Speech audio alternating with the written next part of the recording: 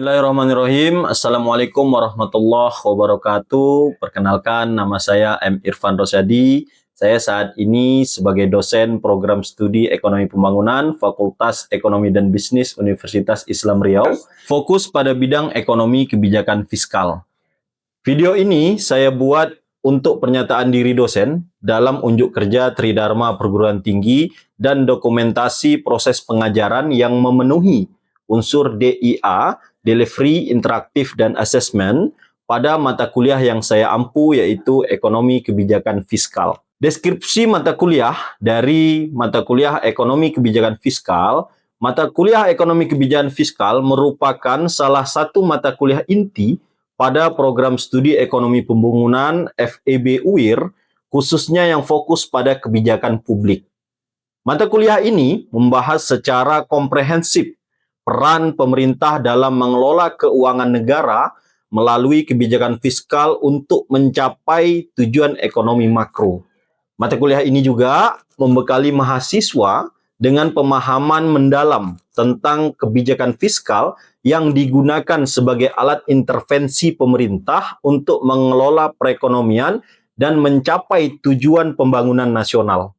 Mata kuliah ini juga menekankan pentingnya analisis kebijakan publik berbasis data fiskal dan peran administrasi negara dalam proses perencanaan, pelaksanaan, evaluasi, serta kebijakan fiskal.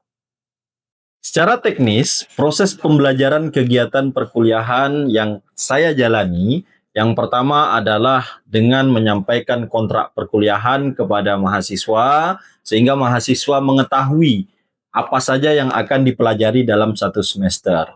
Selanjutnya, saya akan menjelaskan kepada mahasiswa berkenaan dengan RPS, Rencana Pembelajaran Semester, yang akan dijalankan oleh mahasiswa selama mempelajari mata kuliah khususnya ekonomi kebijakan publik. Pembahasan berkaitan dengan RPS di sini menggunakan sistem OBE, Outcome Based Education, yang telah disusun oleh program studi dengan dosen pengampu mata kuliah. RPS yang diajarkan juga menggunakan Based Learning System, di mana sistem pembelajaran yang menekankan pemahaman secara teoritis dan juga secara praktis. Selain itu, dalam setiap proses pembelajaran, saya juga menyampaikan kepada mahasiswa bahwasanya belajar adalah sebagian dari ibadah, serta selalu mengharapkan ridho Allah Subhanahu wa Ta'ala agar mendapatkan manfaat yang terus berkelanjutan dari mulai belajar sampai nanti terjun ke dalam masyarakat.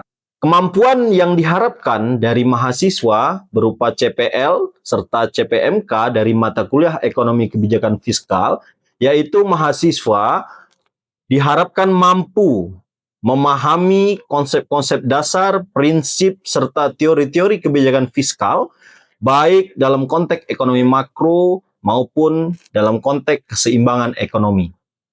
Mahasiswa juga diharapkan mampu menganalisis dan menjelaskan berbagai bentuk serta jenis kebijakan fiskal, termasuk hubungan kebijakan fiskal antar lembaga pemerintah, baik pemerintah pusat maupun pemerintah daerah, serta mampu mengidentifikasi dan menjelaskan pola pemerintahan atau pola penerimaan dari pemerintah pusat dan daerah, penyusunan anggaran, serta konsep-konsep dari desentralisasi fiskal. Selain itu, dari mata kuliah ini, mahasiswa juga diharapkan dapat nantinya memberikan analisa serta mengevaluasi dampak dari kebijakan-kebijakan yang ditentukan oleh pemerintah berkaitan dengan kebijakan fiskal. Dengan kemampuan-kemampuan ini, mahasiswa dapat mengkritisi serta menganalisa kebijakan fiskal yang relevan untuk mendukung pembangunan ekonomi dan kesejahteraan masyarakat. Materi ekonomi kebijakan fiskal di sini kita sampaikan dengan media ajar, yaitu berupa laptop, infocus, layar televisi, serta internet dan whiteboard dan fasilitas lainnya. Selain itu, Saya juga memanfaatkan learning management system yang telah ditentukan oleh Universitas Islam Riau, yakni bernama aplikasi cerdas. Fungsi dari aplikasi ini yang pertama adalah untuk media pembelajaran daring atau online, serta memberikan tugas-tugas secara online, baik itu tugas individu maupun tugas kelompok, serta memberikan materi-materi ajar melalui online. Fungsi yang ketiga adalah untuk presentasi kehadiran mahasiswa dalam setiap pertemuan. Proses pembelajaran dari ekonomi kebijakan fiskal yang saya ampu itu sesuai dengan proses pembelajaran menggunakan sistem pembelajaran DAI, Direction, Interaction, dan Assessment. Direction, penerapan materi kepada mahasiswa sehingga mahasiswa memahami dan mampu menarik kesimpulan dari materi yang saya sampaikan. Setelah itu interaksi adalah komunikasi interaktif antara dosen, antara saya sebagai dosen beserta mahasiswa, juga mahasiswa dengan mahasiswa lainnya selama proses pembelajaran berlangsung. Selanjutnya yang ketiga adalah assessment. Penilaian juga diharapkan untuk memberikan penilaian kepada mahasiswa agar pembelajaran yang dilakukan dapat berjalan dengan lancar dan baik. Penilaian-penilaian ini yaitu seperti penilaian dari sisi keaktifan, kuis, ujian tengah semester, dan UAS. Pada poin assessment, saya memberikan penilaian sesuai dengan ketentuan yang ditetapkan oleh Universitas Islam Riau bersama Fakultas Ekonomi dan Bisnis. Penilaiannya terdiri dari presensi, yaitu diberikan penilaian 10%, tugas mandiri dan kelompok itu diberikan penilaian 20%, kuis diberikan penilaian 10%, ujian tengah semester diberikan penilaian 25%, dan terakhir adalah ujian akhir semester diberikan penilaian 35%. Baik, mari kita saksikan cuplikan dari video aktivitas mengajar di kelas yang saya lakukan. Berikut videonya. Bismillahirrahmanirrahim. Assalamualaikum warahmatullahi wabarakatuh. Waalaikumsalam warahmatullahi wabarakatuh. Baiklah, sebelum kita memulai pertemuan kita pada kali ini, pertemuan ketiga, kita hari ini akan membahas berkaitan dengan kebijakan fiskal ekspansif. Sebelum kita membahas tentang materi kuliah kita yang ketiga, lebih baiknya kita berdoa terlebih dahulu. Berdoa mulai.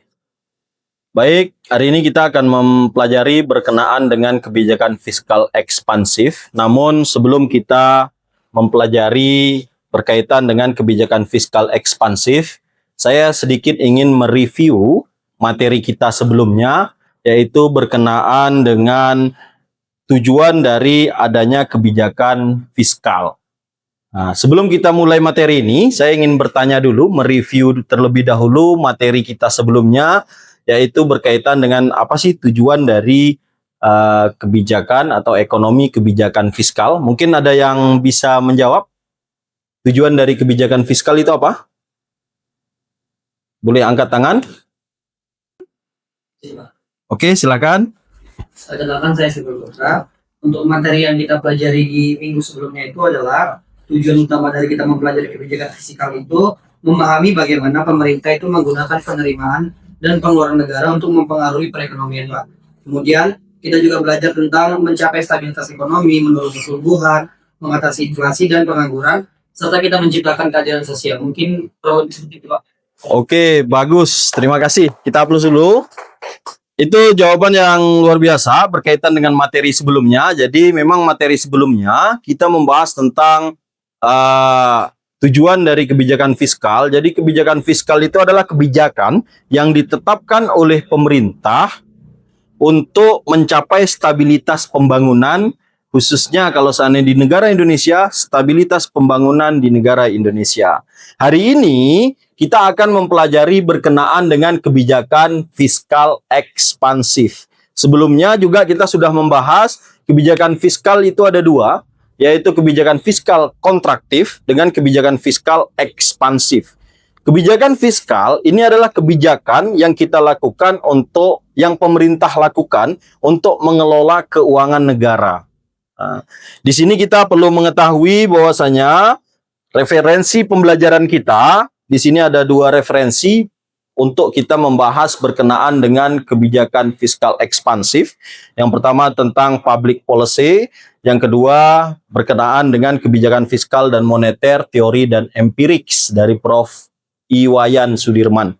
Baik, kita langsung masuk ke materi kita, kebijakan fiskal ekspansif.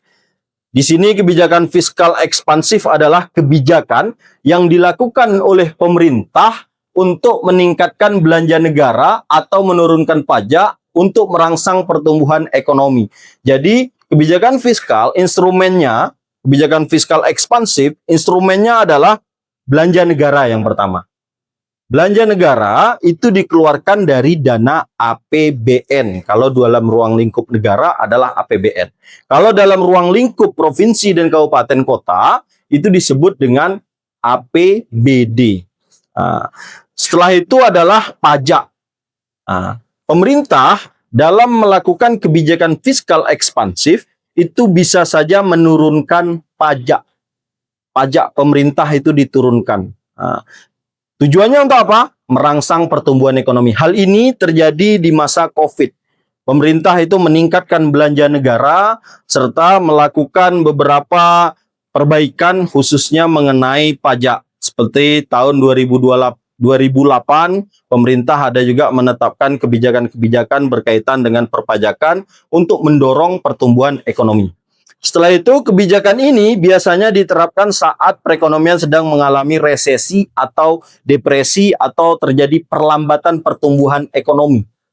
Seperti di masa COVID, seperti di masa krisis 2008, ada krisis sedikit yang menggoncang Amerika waktu itu, serta krisis tahun 1998.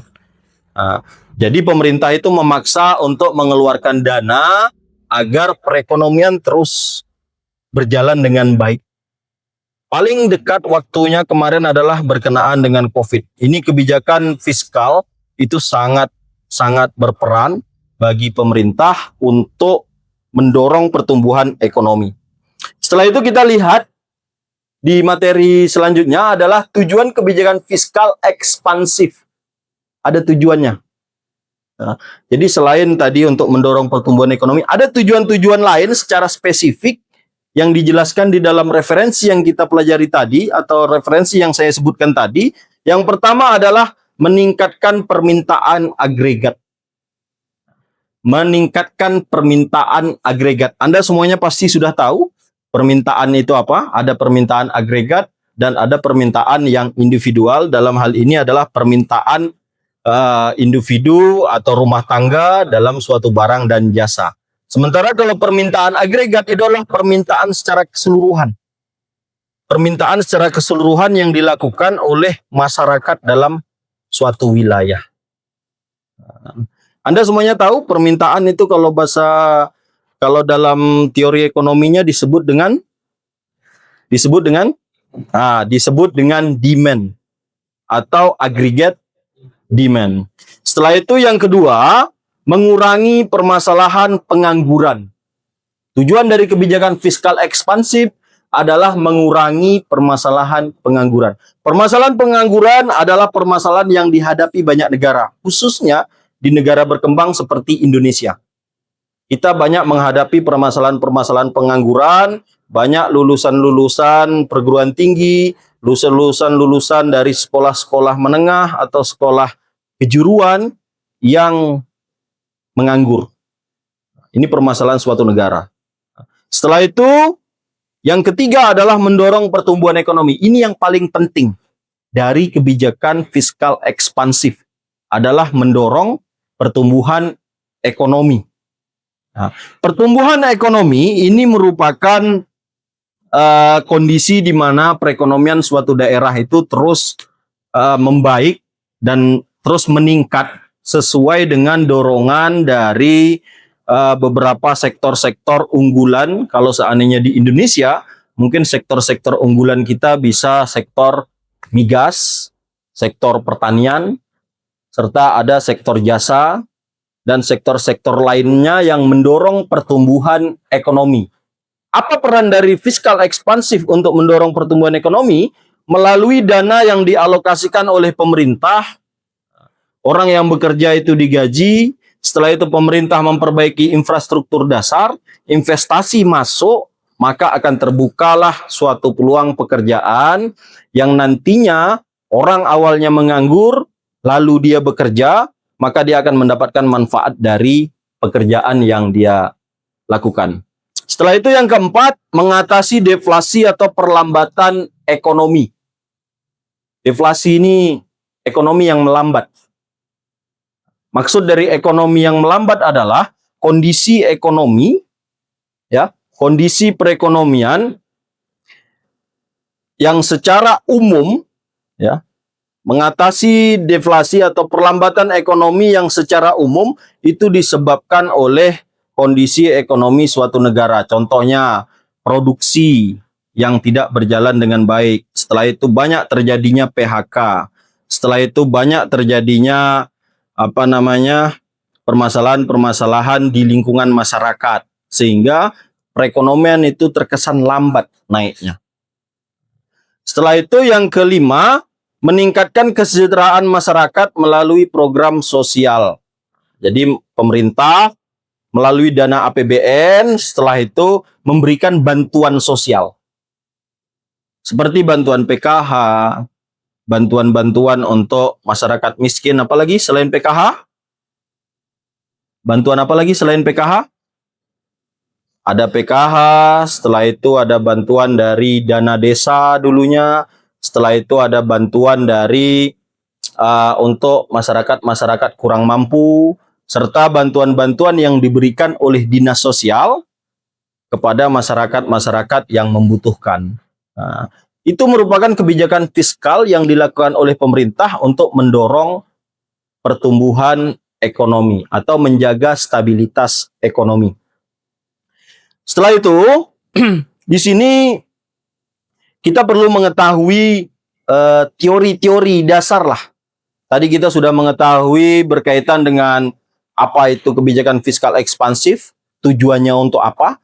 Jadi berkaitan dengan materi ini ada teori yang dikeluarkan oleh beberapa ilmuwan.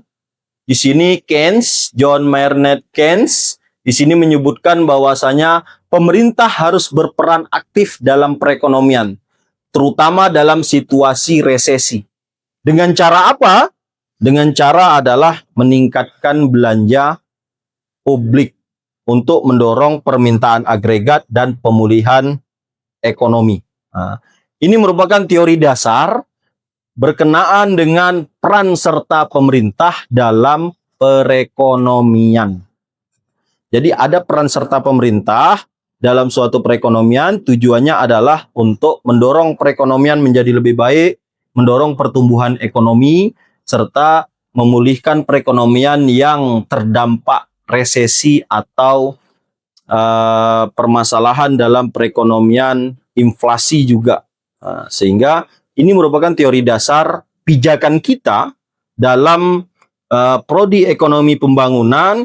Jika kita membahas berkenaan dengan peran serta pemerintah, teori dasarnya adalah teori dasar dari Keynes. Keynes menyebutkan perlu adanya peran serta pemerintah dalam sebuah perekonomian. Nah, ini penting untuk Anda pahami berkenaan dengan ekonomi kebijakan fiskal. Setelah itu, dari dasar tadi, teori dasar tadi, dan kita mengetahui tujuan dari ekonomi kebijakan fiskal khususnya yang ekspansif, di sini ada instrumen yang dilakukan oleh pemerintah. Tadi saat pengantar saya sudah menyebutkan beberapa instrumen yang akan digunakan. Di sini sebenarnya ada 3 instrumen. Yang pertama adalah peningkatan belanja pemerintah. Melalui apa belanja pemerintah tadi? Belanja pemerintah tadi melalui apa? Contoh dari belanja pemerintah tadi adalah APBN. Nah, investasi dalam infrastruktur. Dari APBN, pemerintah menginvestasikan dananya untuk infrastruktur. Setelah itu untuk kesehatan, dana yang dialirkan untuk kesehatan, dana yang dialirkan untuk pendidikan, dan dana yang dialirkan untuk bantuan sosial. Setelah itu yang kedua adalah pajak. Anda bisa memberikan contoh pajak? Pajak apa yang ditetapkan oleh pemerintah? Contoh pajaknya? Pajak kendaraan bermotor. Setelah itu pajak bumi bangunan, PBB. Setelah itu pajak PPH atau pajak penghasilan. Itu salah satu contoh pajak yang dibebankan oleh pemerintah kepada masyarakat. Nah, tujuannya untuk apa kita diberikan pajak? Kenapa sih kok kita dipajakin oleh pemerintah? Ada yang tahu? Kenapa kita dipajak oleh pemerintah? Ya? Membangun negara, Pak. Ya, betul. Itu salah satu tujuan dari adanya pajak. Jadi, dana dari masyarakat dipajak oleh pemerintah, dikumpulkan atas dasar dana pajak ini dialokasikan lagi oleh pemerintah dalam bentuk contoh pembangunan infrastruktur, kesehatan, pendidikan, dan bantuan sosial. Nah, setelah itu yang ketiga adalah subsidi. Ada yang tahu subsidi itu seperti apa contohnya? Subsidi apa yang Anda ketahui? Subsidi gas. Kan ada gas subsidi berapa kilo? 3 kilo. Ada juga subsidi dari BBM. BBM kita juga memberikan subsidi. Tujuan pemerintah untuk memberikan subsidi adalah agar terjadi pencapaian stabilitas ekonomi itu tidak terlalu sulit untuk dicapai. Karena beberapa hal-hal penting seperti BBM itu harganya sama semuanya. Dari ujung Indonesia sampai ujung Indonesia itu harganya sama. Itu adalah komitmen pemerintah untuk menjaga stabilitas harga, khususnya harga-harga bahan pokok seperti BBM. Karena subsidi ini itu juga mengeluarkan dana, pemerintah mengeluarkan dana untuk memberikan subsidi. Begitu juga subsidi listrik. Begitu juga dengan subsidi listrik, BBM, dan subsidi gas LPG tadi. Pemerintah mengeluarkan dana untuk memberikan subsidi. Itu merupakan salah satu instrumen kebijakan fiskal ekspansif. Setelah itu, yang selanjutnya, dampak kebijakan fiskal ekspansif. Jadi harus ada dampaknya kan. Pemerintah menetapkan kebijakan itu harus ada dampaknya. Dampak yang dirasakan oleh masyarakat. Yang pertama, peningkatan permintaan agregat dan konsumsi domestik. Contoh, pemerintah mengeluarkan dana untuk berbagai sektor di Indonesia.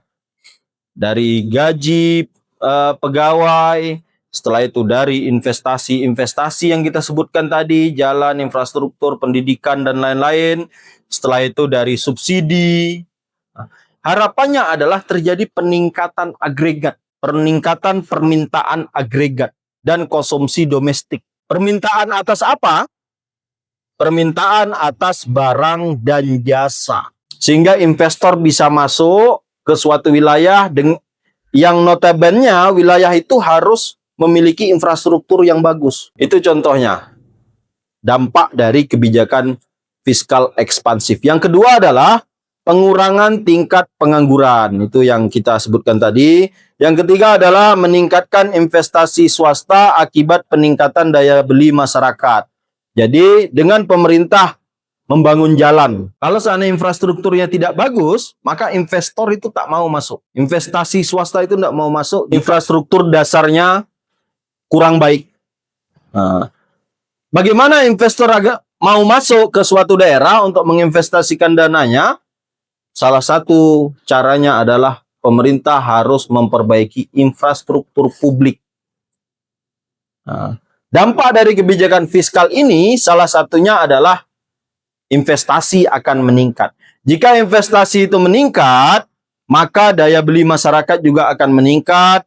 Orang yang awalnya tidak bekerja itu bisa bekerja, ya. Karena banyak investor-investor masuk, dia pasti akan membuka perusahaan atau akan membuka lowongan-lowongan pekerjaan baru bagi masyarakat, khususnya masyarakat Indonesia jika investasi itu dilakukan di Indonesia. Yang keempat, resiko peningkatan inflasi jika dilakukan berlebih. Jadi ini salah satu dampak negatifnya nih. Jika pemerintah mengeluarkan dana cukup besar, maka akan terjadi peningkatan jumlah uang beredar. Jumlah uang beredar itu meningkat, maka akan terjadi resiko inflasi. Apa itu inflasi? Peningkatan jumlah uang beredar di masyarakat serta peningkatan harga-harga secara menyeluruh. Itu disebut dengan inflasi. Harga terus meningkat. Yang kelima adalah peningkatan defisit anggaran jika belanja pemerintah itu melebihi pendapatan. Maka defisit dari pemerintah jika belanja dari pemerintah itu terlalu besar. Lebih besar daripada pendapatan. Seperti kata pepatah, lebih besar pasak daripada tiang. Demikian materi kita pada hari ini berkaitan dengan mata kuliah Ekonomi Kebijakan Fiskal Ekspansif. Jika ada yang ingin menanyakan berkaitan dengan materi kita yang telah kita diskusikan tadi, saya persilakan. Oke, silakan Elsa. Terima kasih Dr. Luciana. Pertanyaan itu Pak, apakah kebijakan fiskal ekspansif dapat mencapai stabilitas pembangunan di Indonesia? Oke, pertanyaan yang cukup bagus dari kita jelaskan tadi, bahwasanya bagaimana sih, apakah kebijakan fiskal ekspansif yang dilakukan oleh pemerintah ini dapat mencapai stabilitas pembangunan atau stabilitas pertumbuhan ekonomi khususnya di Indonesia? Jelas bisa. Jawabannya adalah bisa. Karena apa? Pemerintah dengan mengeluarkan dana dari APBN digunakan untuk pembangunan infrastruktur, untuk pendidikan, untuk kesehatan, dan untuk hal-hal lainnya yang berkenaan dengan masyarakat, maka ini akan berpengaruh terhadap perekonomian suatu negara. Kalau uang pemerintah sudah dikeluarkan melalui APBN, maka harapan dari pemerintah adalah perekonomian suatu negara itu dapat terus berjalan dan stabil. Kita contohkan adalah di masa COVID. Kita kembali ke masa COVID, pemerintah mengeluarkan dana yang cukup besar untuk mengatasi perekonomian di masa COVID. Itu merupakan contoh dari kebijakan fiskal ekspansif yang dikeluarkan oleh pemerintah atau kebijakan fiskal ekspansif yang dilakukan oleh pemerintah dengan banyak memberikan bantuan agar perekonomian terus stabil. Hal ini dibuktikan bahwasanya Indonesia dalam mengatasi COVID salah satu negara yang sangat berhasil mengatasi permasalahan pandemi COVID-19. Baik, mungkin itu terima kasih tadi saya ucapkan kepada Elsa telah bertanya. Namun untuk memberikan pemahaman yang lebih baik kepada Anda agar saya sebagai dosen itu bisa mengetahui pemahaman Anda terhadap materi yang telah kami sampaikan atau yang telah saya sampaikan. Di sini saya akan memberikan kuis atau asesmen berkenaan dengan materi yang telah saya sampaikan tadi. Sebelum kita menutup pertemuan kita pada hari ini, kesimpulan dari pembelajaran kita adalah kebijakan fiskal ekspansif merupakan salah satu alat dari pemerintah yang sangat penting untuk mengatasi resesi dan mempercepat pemulihan ekonomi suatu negara. Khususnya di Indonesia, kebijakan ini telah digunakan dalam berbagai situasi krisis, terutama selama pandemi COVID-19. Namun, perlu kita pahami bersama bahwasanya kebijakan ini perlu diimbangi dengan pengelolaan defisit anggaran dan utang agar tidak tetap. Namun, perlu diimbangi dengan pengelolaan defisit anggaran dan utang agar tetap berkelanjutan. Demikian pertemuan kita pada hari ini. Terima kasih saya ucapkan. Semoga bermanfaat. Kurang lebih saya mohon maaf. Saya akhiri. Billahi taufik wal hidayah. Assalamualaikum warahmatullahi wabarakatuh. Baik, terima kasih kami ucapkan kepada Bapak Ibu dan saudara-saudara sekalian yang telah menyaksikan video ini. Semoga bermanfaat dan memberikan informasi berkenaan dengan mata kuliah yang saya ampu adalah ekonomi kebijakan fiskal. Saya akhiri pertemuan kali ini dengan ucapan Assalamualaikum warahmatullahi wabarakatuh.